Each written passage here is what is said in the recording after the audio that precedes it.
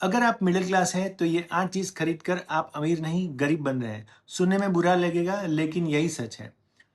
जैसे कि हर साल नया आईफोन खरीदना। अगर आपका पुराना फोन ठीक चल रहा है तो नया आईफोन आपकी इनकम नहीं बढ़ाएगा, बस ईएमआई बढ़ाएगा।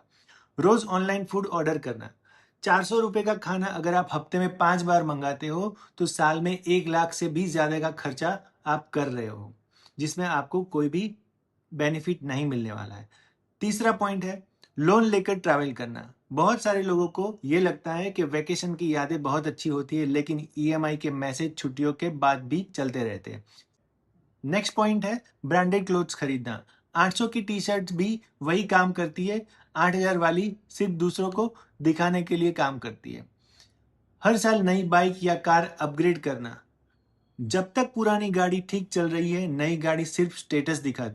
लेटेस्ट गैजेट्स खरीदना सिर्फ इसलिए क्योंकि सब खरीद रहे हैं। ट्रेंड्स बदलते रहेंगे लेकिन बैंक बैलेंस नहीं बढ़ता।